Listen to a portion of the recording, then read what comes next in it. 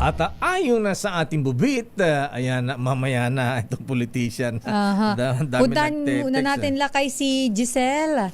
si Giselle Oo, kasi Ricafort. kanina pa siya naka-standby via Zoom. Baka malobat na. Ganun ba? Oo, ayan ang dalagang bukid lakay. Di mo ba Bilasan ba itong dalagang bukid Ayan natin? ang dalagang bukid natin. Ayun, nakita ko sa video, parang ikot-ikot parang ang ngiti-ngiti sa camera. Kasi kanina pa siya lakay, nakaganito Nakasimangot na ba?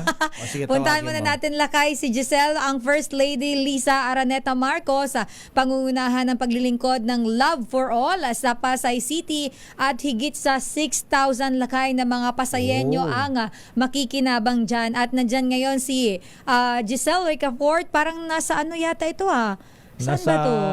Yun dito, Cuneta Astrodome ba to? Oo, alamin nga natin kung nasaan ang dalagang bukid natin, RH15. Giselle Ricafort. Giselle.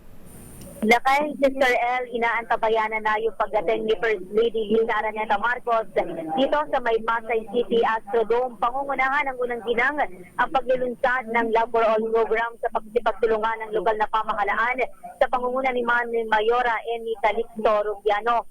Mahigit 6,000 Pasayenyo ang makikinabang sa libreng laboratorio, konsulta at gamot na inaalok sa karavan ng esposa ni Pangulong Bongbong Marcos.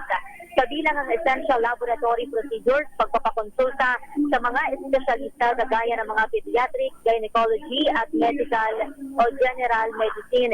Bibigyan din ng libreng gamot yung mga nangangailangan. Mayroon din ditong dental check-up, basic treatment at minor surgery sa mga eligible patients. Present na dito sa paglulunsad ng Love for All program sina Health Secretary Ted Herbosa, DILG Secretary John Vicremulla, Paul Chief Persida Rueda Acosta, DTI Secretary Cristina Roque, gayon din si Chairman Prospero de Vera III. Nandito na rin si Negosyo Executive Director Termina Akram at si Mayora Eni, Congressman Tony Calixto at iba pang mga opisyal ng lokal na pamahalaan ng Pasay. Sa kanyang mensahe, idiniin kanina ni Secretary Herbosa ang pangangailangan na mabigyan ng dekalidad na serbisyong medikal ang ating mga kababayan, lalo na doon sa mga liblib na lugar. Kaya tiniyak ng kalihim yung commitment ng kagawaran ng kalusugan sa inisyatiba ng unang ginang. Ito si Giselle Ricafort para sa DZRH sa Pilipinas, una sa Pilipino. Damdamin Bayan. Maraming salamat, Giselle Ricafort.